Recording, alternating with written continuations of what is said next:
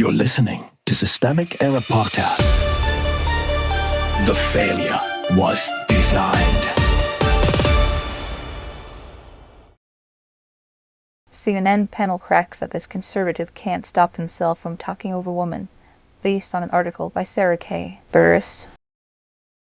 Free speech, interrupted by the people screaming for it. The scene, CNN's Table for Five, was supposed to be a light discussion about favorite things about America. Instead, conservative lawyer Arthur Aidala talked over Cari Champion, a black woman making a plain point about freedom of speech, and the panel devolved into a live demonstration of who gets interrupted, who gets laughed at, and who gets called controversial afterward. Who had the power? The relevant power here was not abstract free speech. It was control of the floor. Aidala had the social permission to cut in. Champion had to fight to keep her turn. Phillip could host a segment, but she could not manufacture equality once one panelist decided the rules applied to everyone except him. That is the real hierarchy on display.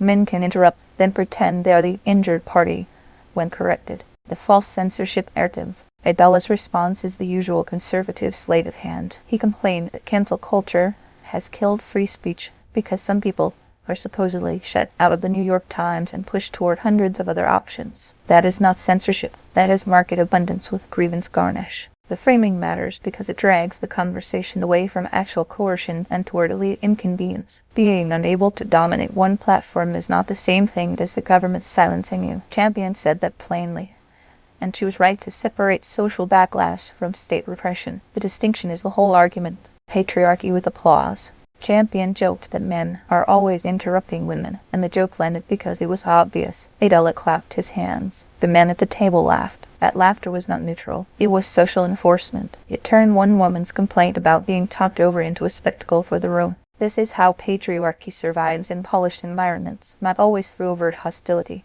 but through the casual permission structure that rewards male interruption and treats resistance as entertainment. What the panel refused to name. The article's biggest weakness is its own framing. It presents the clash as a spirited exchange about America and free speech, when the more important story is how quickly conservative grievance hijacks any conversation and converts it into a complaint about lost status. Champion's point was sharper than the segment deserved. She identified the difference between social criticism and government force. Aidala blurred that line on purpose because blurring it is useful. If every boundary feels like censorship, then no one has to answer for rudeness, domination, or bad faith.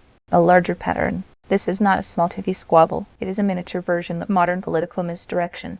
Powerful men claiming persecution while using access, volume, and institutional comfort to crowd out the people they are supposedly debating. The pattern is familiar. Real power interrupts first, then announces itself as the victim of intolerance. That is how authoritarian habits hide in plain sight, not by banning speech outright, but by making equality sound like oppression and insisting that the loudest person in the room is the one under siege. You've been listening to Systemic Error. Thanks to Alternet for today's article, with the automated voice of Libritz. Thanks for listening.